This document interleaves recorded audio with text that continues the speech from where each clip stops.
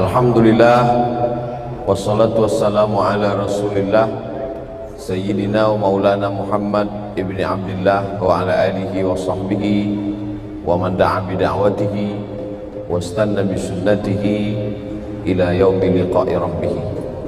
Subhanaka la ilma lana illa ma'allamtana innaka antal alimul hakim. Rabbi syrah li sadri wa yassir li amri wahlul 'uqdatam min lisani yafqahu qawli. Yang sama-sama kita hormati Bapak Wakil Wali Kota Batam beserta rombongan, Ketua DKM Masjid Ar-Rahman beserta seluruh pengurus jamaah, bapak-bapak, ibu-ibu, muslimin muslimat. Insyaallah kita semua dimuliakan Allah Subhanahu wa taala. Amin ya rabbal alamin.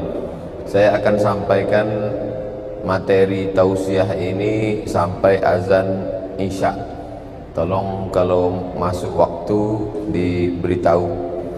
Lalu setelah itu kita sholat Isya. Kalau ada pertanyaan baik terkait tema ataupun tidak, tulis. Nanti setelah sholat Isya kita akan bahas tanya jawab insyaallah. Adapun yang akan saya bahas adalah tentang yang disampaikan Pak Wakil Wali Kota Batam tadi terkait tentang masyarakat Madani. Madani itu diambil dari Madinah. Jadi Nabi Muhammad SAW itu hadir bukan hanya sebagai seorang tokoh agama yang bercerita tentang ibadah saja, cerita tentang hubungan ritual manusia dengan Tuhan, tapi dia lebih besar daripada itu, bercerita tentang bagaimana membangun kota. Makanya disebut sekarang kota Madani, masyarakat Madani. Madani itu diambil dari kota Al-Madinah, selalu diterjemahkan dengan kota peradaban atau masyarakat berperadaban, civil society. Masyarakat yang berperadaban itu adalah masyarakat yang menetap. Makanya masyarakat yang tidak menetap itu tidak bisa membangun peradaban. Contohnya masyarakat nomaden yang disebut dengan istilah suku Arab Badui, karena mereka tidak menetap.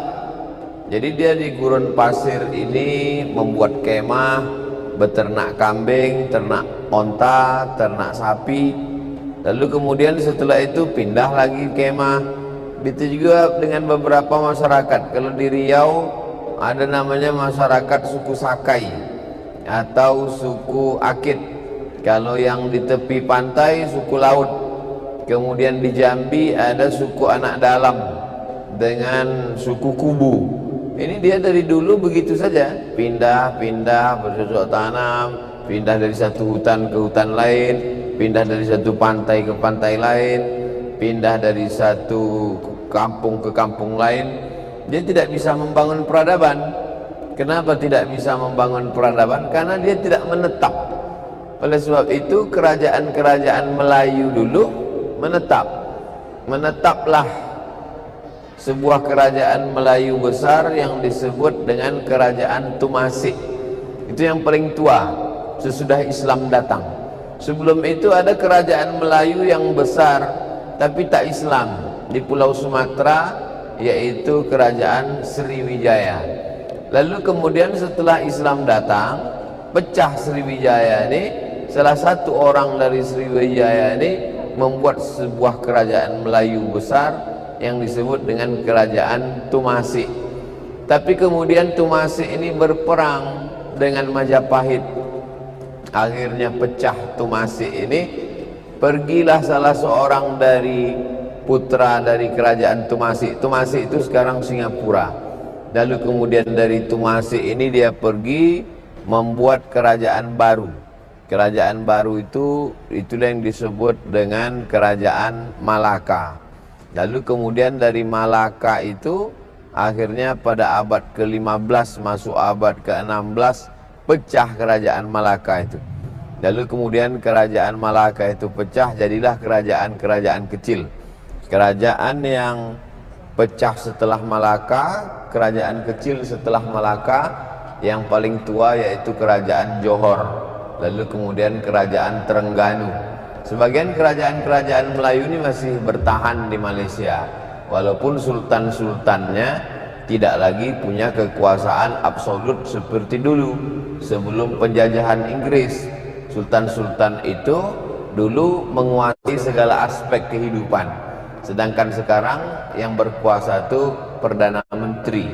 Lalu kemudian sultan masih punya kuasa dalam bidang adat dan bidang agama.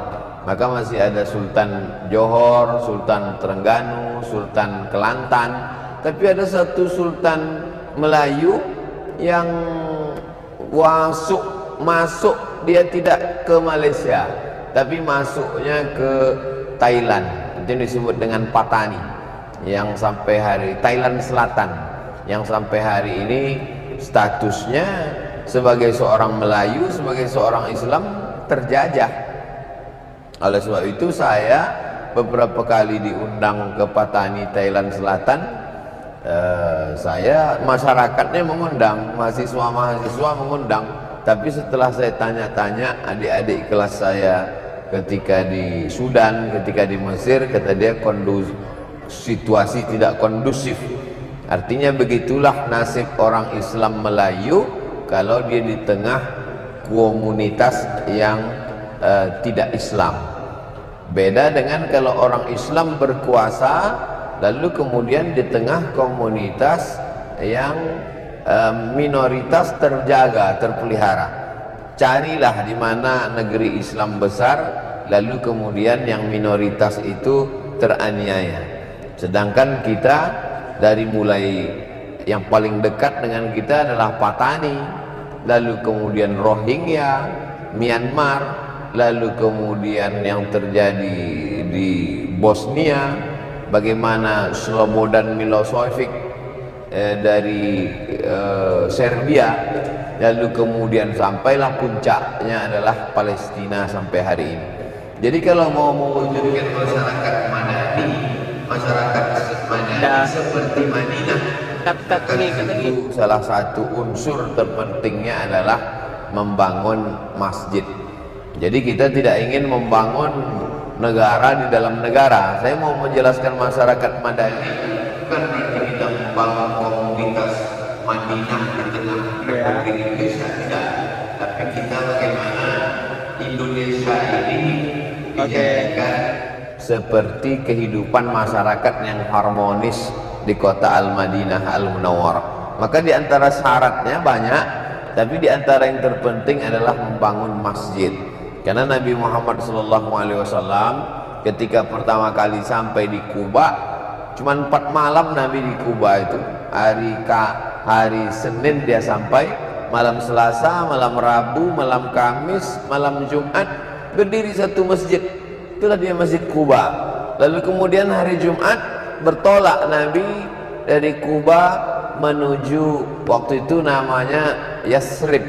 Yasrib itu artinya tanah tandus, tanah banyak hama, banyak penyakit.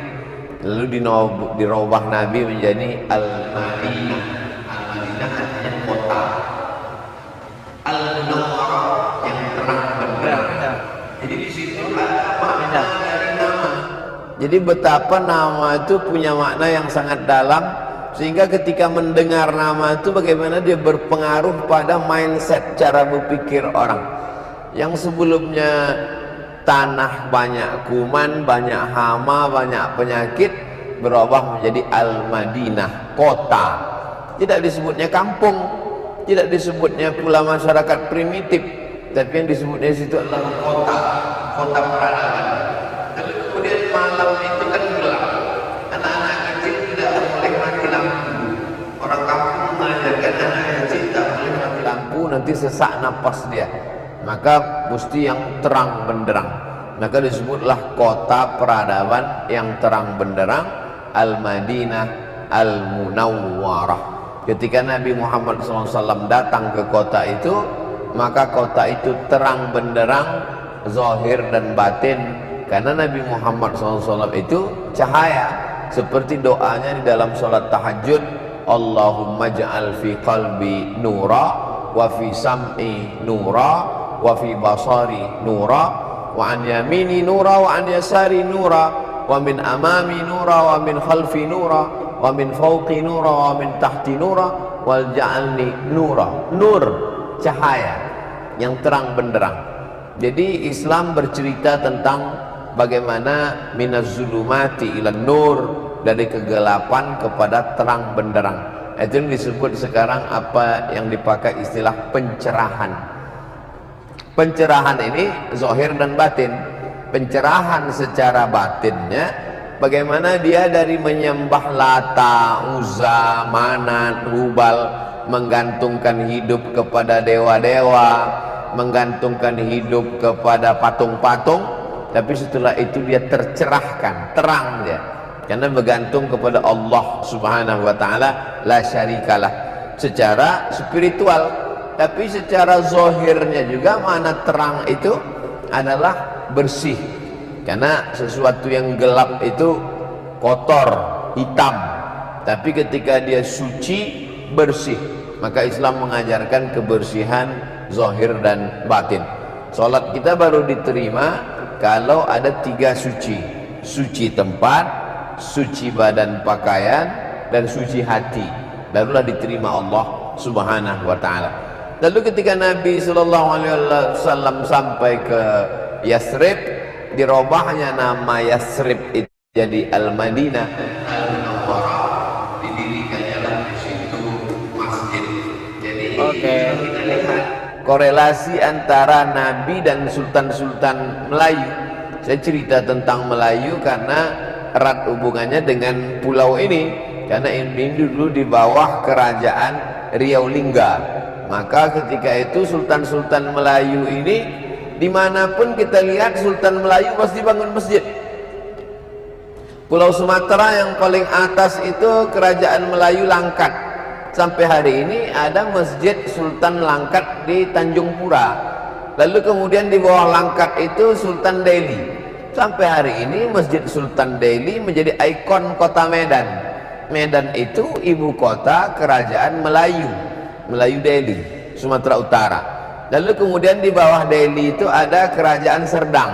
Nah, ini memang kurang beruntung karena terbuat dari kayu.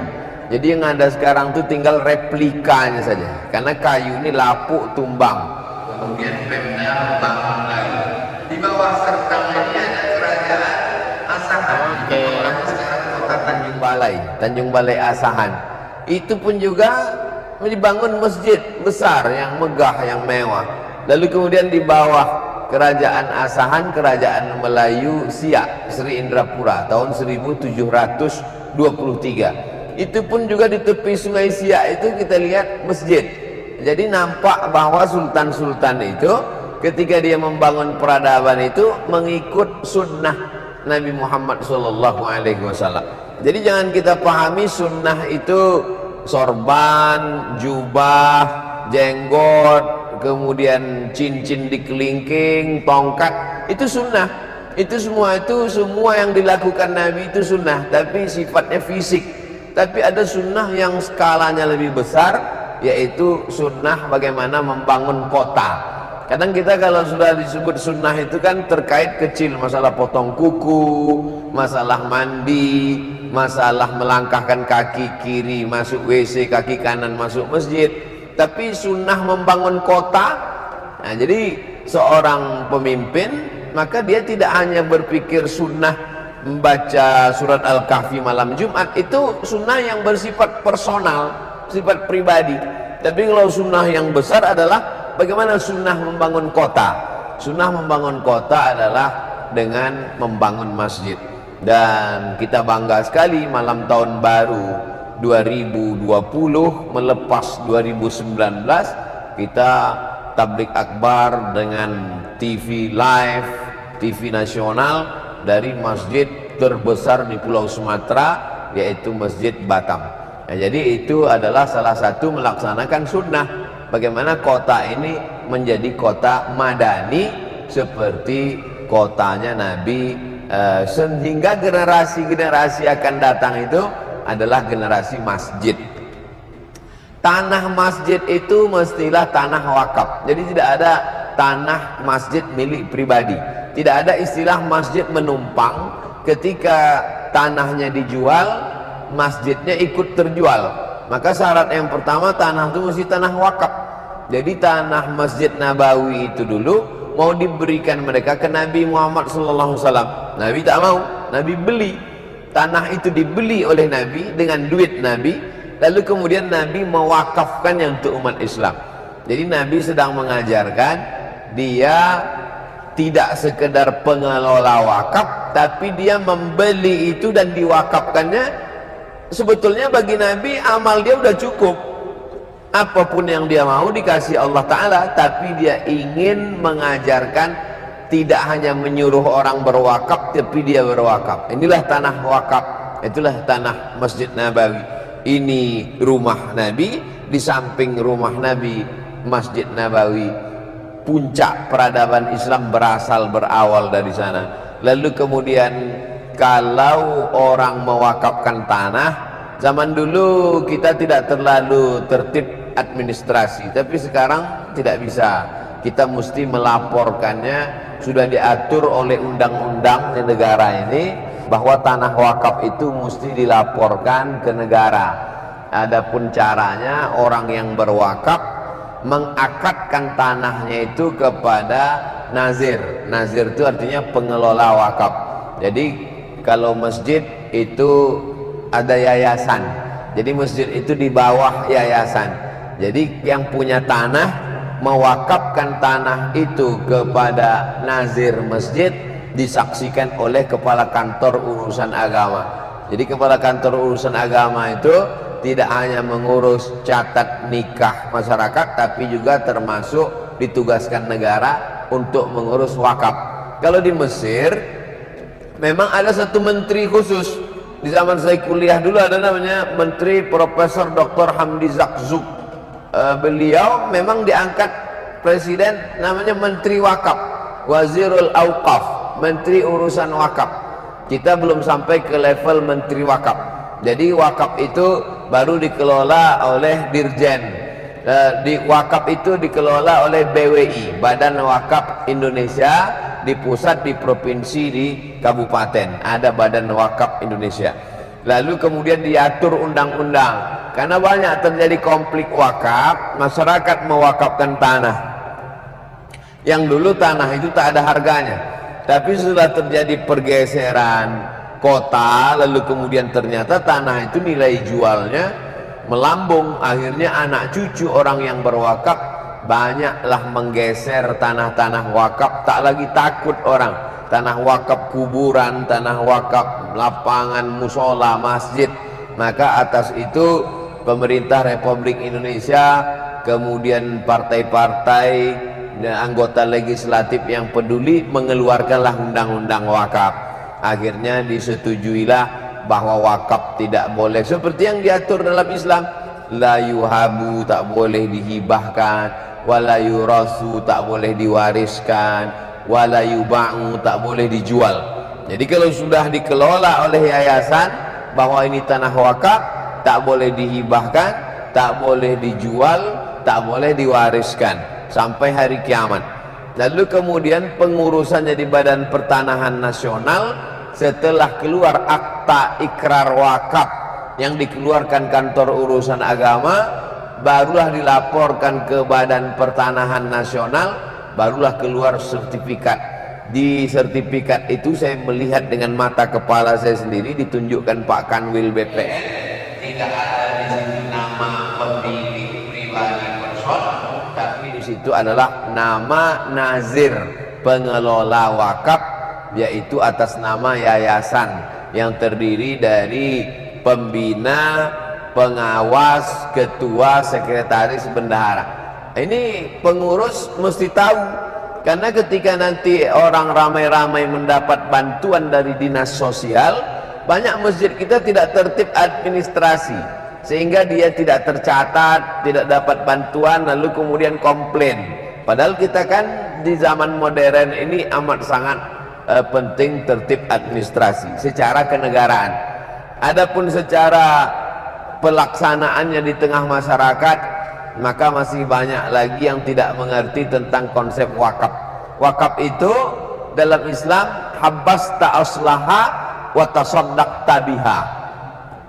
Pokoknya dipegang, hasilnya untuk operasional umat. Jadi selama ini kalau sudah cerita wakaf itu kita berpikir cuman wakaf masjid, wakaf makam, kemudian wakaf yang tidak menghasilkan apa-apa. Padahal Al-Azhar Mesir itu bisa menghidupi mahasiswa 74 negara, bisa mengirim dai-dai ke seluruh dunia, itu dari wakaf. Karena Al-Azhar mendapatkan tanah wakaf banyak sekali dari orang yang berwakaf, lalu tanah ini dikelola. Di atas tanah itu dibangun hotel, hotelnya mesti hotel syariah, karena tidak mungkin dibangun di atas tanah wakaf yang lillahi ta'ala, dibangun hotel yang dilaksanakan perbuatan maksiat.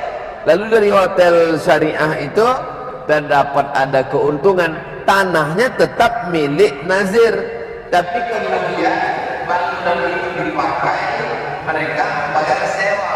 Hasil sewanya itu pengelola wakaf dibenarkan untuk memperoleh 10% paling banyak.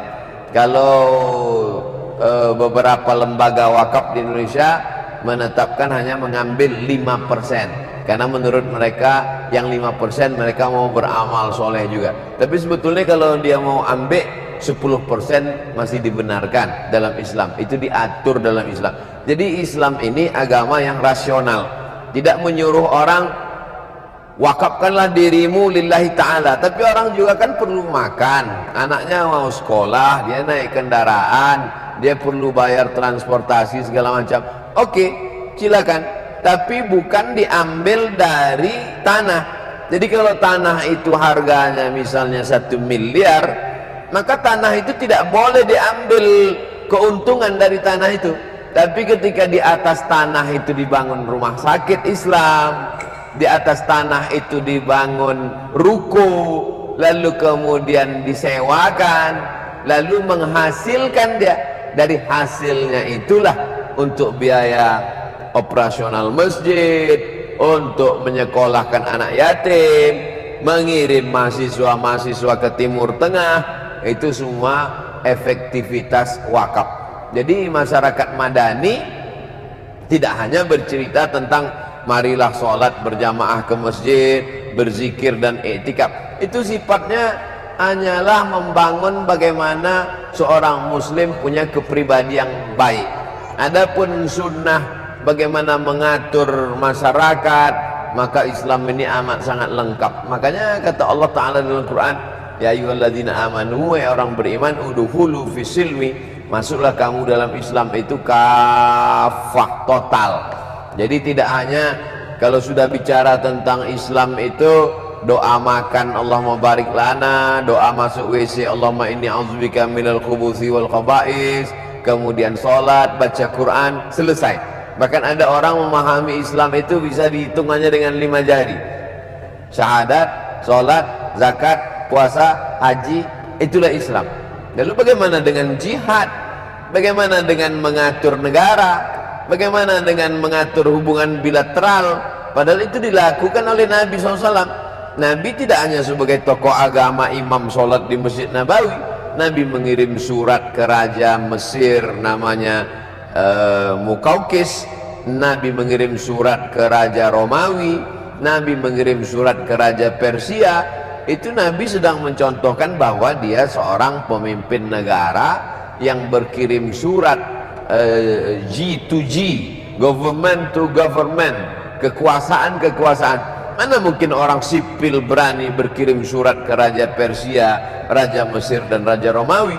Nah, jadi memahami Nabi Muhammad itu sebagai sosok, ya, tapi yang memahami itu kebanyakan justru orang Barat.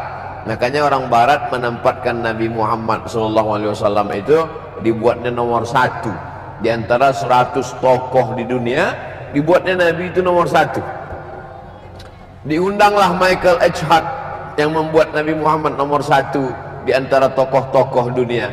Padahal di situ ada Abraham Lincoln, Presiden Amerika, ada Siddhartha Gautama, ada Yesus, ada Moses, Musa. Tapi dibuatnya Nabi Muhammad nomor satu.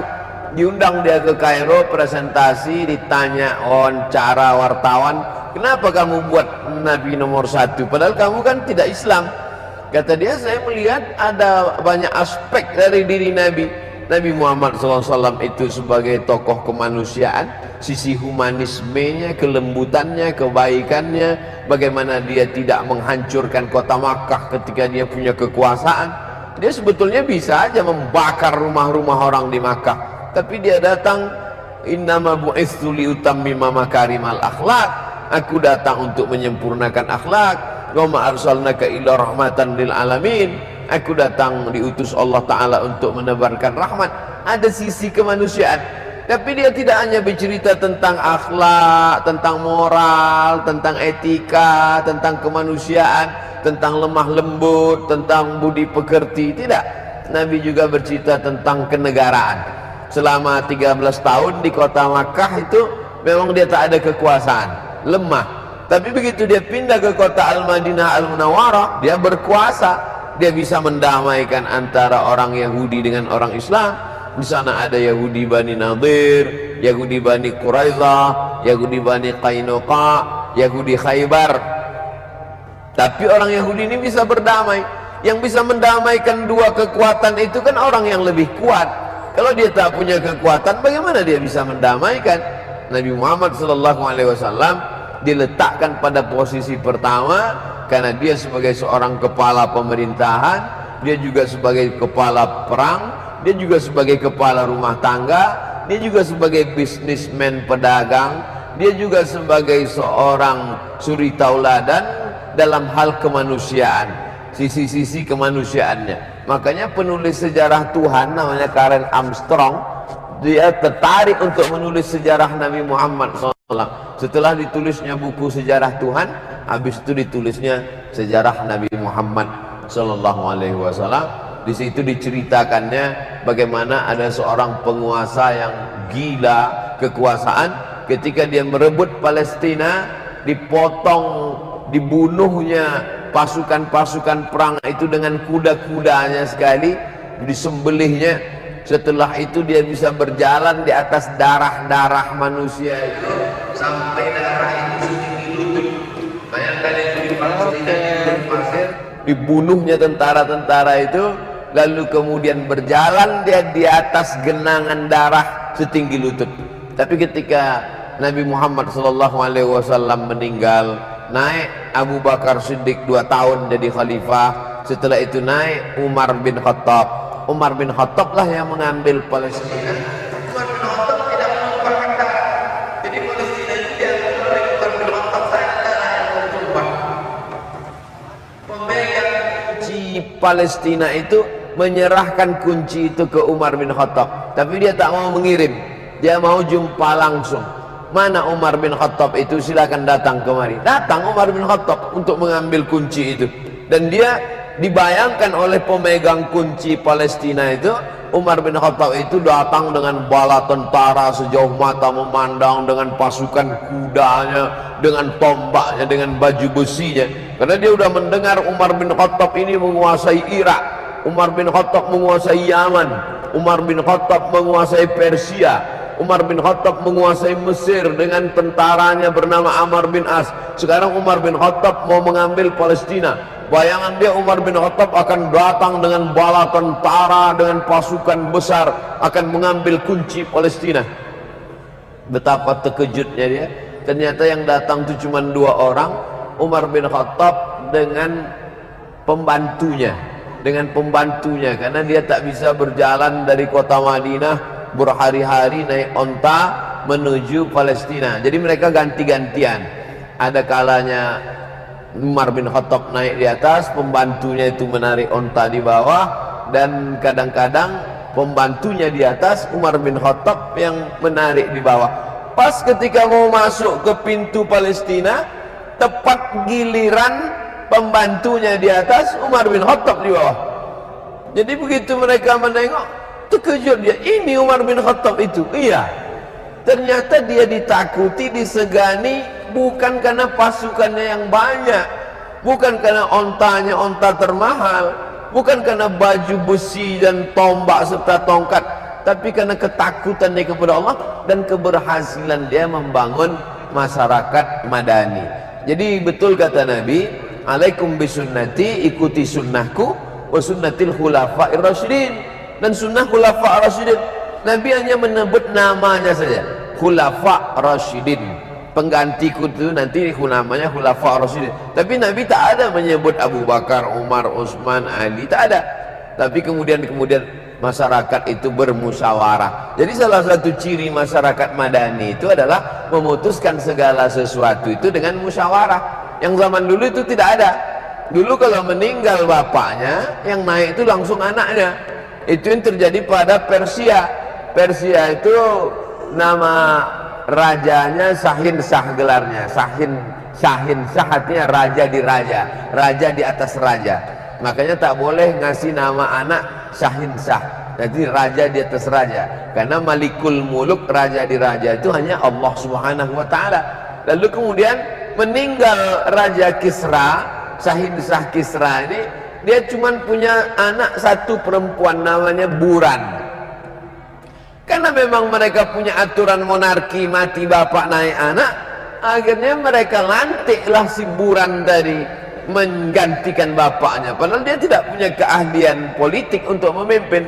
Sampai berita itu ke telinga Nabi di kota Madinah, diceritakan sahabat, ya Rasulullah, itu ada si Buran namanya, anak raja Persia, dilantik menjadi raja di Persia. Keluarlah statement dari mulut Nabi. Statement dari mulut Nabi itu disebut dengan hadis. Apa kata Nabi? Lan yufliha qaumun wallau amrahum imra'ah. Tak akan beruntung suatu kaum kalau dipimpin oleh seorang perempuan. Statement Nabi itu keluar, tak akan beruntung suatu kaum kalau dipimpin oleh perempuan. Hadis ini selalu dipakai untuk menjegal calon-calon perempuan, calon bupati, sampai calon RT perempuan pun dipakai hadis ini, bahwa tak akan beruntung kaum kalau dipimpin oleh perempuan. Padahal kronologis ceritanya di situ adalah Persia tak akan beruntung karena dipimpin oleh seorang anak perempuan yang tidak punya keahlian, hanya modal bapaknya yang raja Persia mati naik. Tapi Nabi tak ada mengatakan nanti kalau aku mati yang naik ini adalah Fatimah. Walaupun usia Fatimah waktu itu, dan Fatimah itu orangnya cerdas sekali, tak ada begitu kata Nabi. Meninggal Nabi, bermusyawarahlah sahabat Nabi itu, dan mereka masing-masing punya calon.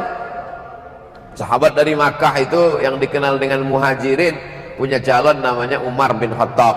Sahabat yang ada di Madinah yang dikenal dengan penolong itu Ansor namanya, mereka punya calon namanya Sa'ad bin Ubadah. Mereka masing-masing punya calon, dan mereka laga argumen. Parlemen mereka waktu itu namanya Saqifah Bani Sa'idah. Di Saqifah Bani Sa'idah itu mereka berlaga argumentasi. Ini calon kami namanya Sa'ad bin Ubadah, panglima perang dari suku Aus. Mana calon kalian? Ini calon kami namanya Umar bin Khattab. Sampai akhirnya Abu Bakar Siddiq membacakan hadis, Al-a'immatu min Quraisy. Pemimpin itu diangkat dari galangan golongan Quraisy. Jadi salah satu syarat pemimpin dalam Islam adalah golongan Quraisy, yaitu keturunan Nabi Muhammad SAW, golongan Quraisy. Lalu kemudian dibahas itu oleh seorang sosiolog muslim namanya Abdurrahman Ibnu Khaldun, yang kita kenal dengan Ibnu Khaldun. Kata Ibnu Khaldun, syarat Quraisy itu waktu itu Quraisy karena memang mayoritas masyarakat yang hebat-hebat waktu itu Quraisy, maka pemimpin mesti Quraisy. Karena kalau bukan Quraisy nanti dia tak tahan kritik karena sebagai minoritas. Jadi sebetulnya aghlabiyah di situ, karena mereka yang berkuasa, maka diangkatlah dari kalangan Quraisy. Begitu pendapat dari Abdurrahman Ibnu Khaldun, sosiolog muslim yang termasyhur populer. Jadi syarat untuk membangun peradaban itu adalah dengan musyawarah. Orang Prancis, orang Jerman waktu itu tak mengenal musyawarah. Orang Belanda, sampai ketika Belanda menjajah kita, itu dia punya ratu namanya Ratu Wilhelmina. Mereka masih pakai sistem kerajaan. Sampai sekarang ada Raja Belanda, Raja Jerman, Raja Prancis, Raja Inggris, Pangeran Charles kalau masih ingat, anak dari Ratu Elizabeth, masih pakai sistem itu.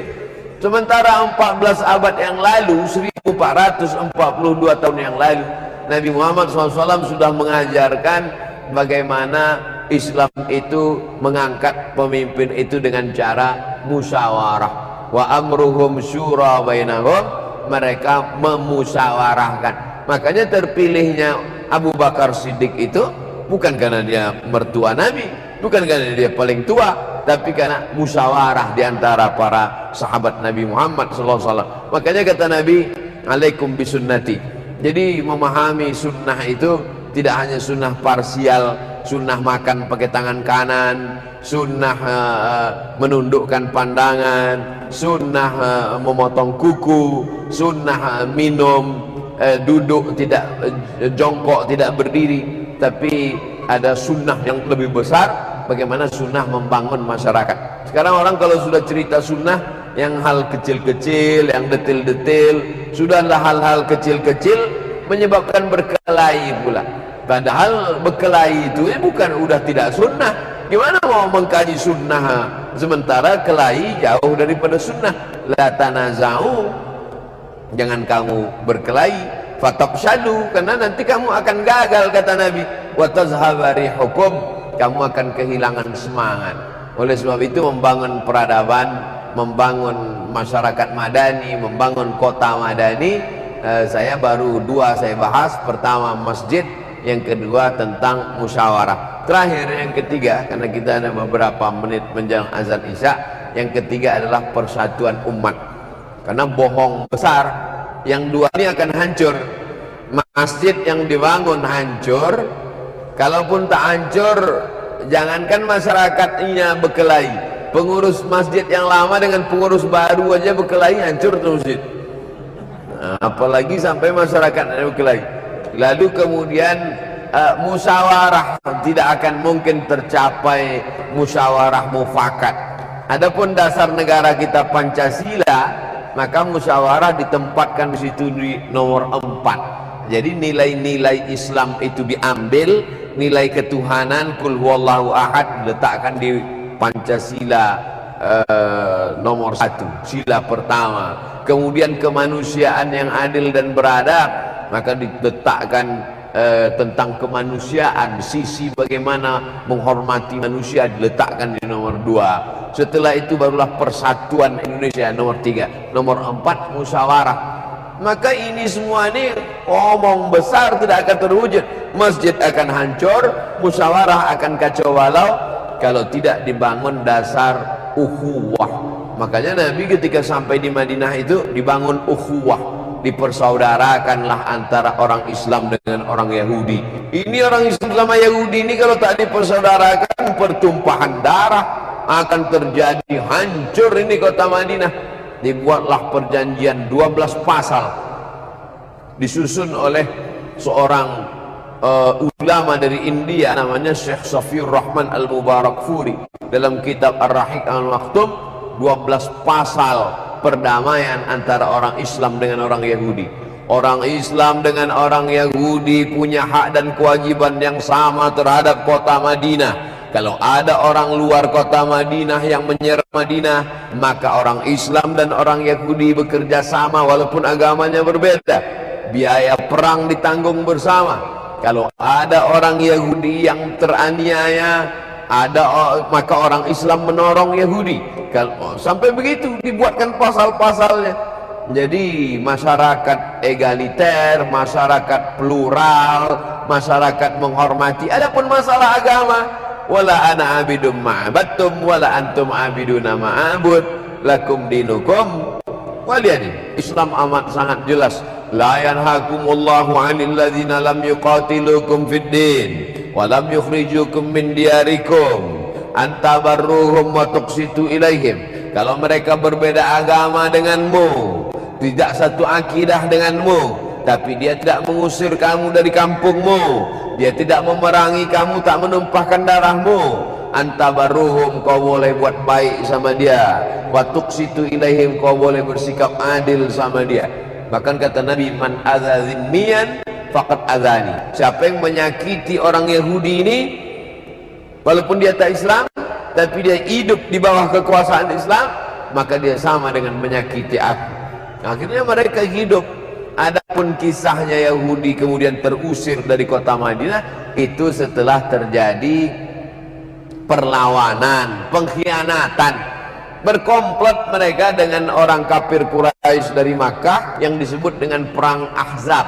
Perang Ahzab adalah perang aliansi partai-partai, karena waktu itu ada partai kafir, partai munafik, partai Yahudi berkomplot untuk memerangi Nabi Muhammad.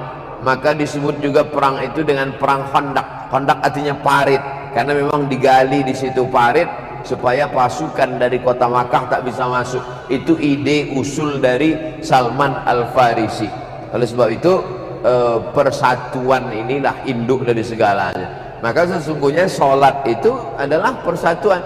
Innallaha yuhibbul ladzina yuqatiluna fi sabilihi shaffa. Allah suka melihat kamu bersatu seperti barisan sop yang bersatu. Barisan sop yang satu maksudnya adalah barisan sop yang lurus. Kalau dulu lurus dan rapat, sekarang lurus saja tak rapat. Tapi Allah suka, tapi sop tak boleh kita rusak. Walaupun tak rapat, sop tetaplah lurus. Seperti yang kita tulis sekarang, sop tetap lurus. Itu semua adalah simbol persatuan. Jadi di mana orang Islam bersatu? Di dalam masjid. Maka masjid adalah tempat orang Islam bersatu. Makanya tak ada dalam Islam itu masjid Melayu, tak ada. Tak ada masjid Melayu, yang Jawa tak boleh masuk, tak ada. Tak ada pula masjid Jawa, yang Batak tak boleh masuk, tak ada. Karena kalau sudah masuk masjid, wa annal masajida lillah, masjid itu punya Allah. Maka kalau dia sudah punya Allah, semua hamba Allah boleh masuk ke dalam dan melaksanakan ibadah. Semua kening menempel ke tanah, yang tinggi hanya Allah. Subhana rabbiyal a'la wa bihamdi. Kalau sudah masuk masjid, semua kecil, yang besar hanya Allah. Allahu Akbar. Jadi filosofi kebersamaan itulah yang dibangun masyarakat Madani. Pada kesempatan ini saya jelaskan 3. Yang pertama, membangun masjid. Yang kedua, memutuskan perkara dengan musyawarah. Yang ketiga, persatuan dan kesatuan. Nanti akan dijelaskan oleh para asatidz, tuan-tuan guru kita pada kesempatan yang lain. Itulah tausiah kita menjelang sholat isya. Setelah sholat isya kita akan bahas pertanyaan-pertanyaan jamaah.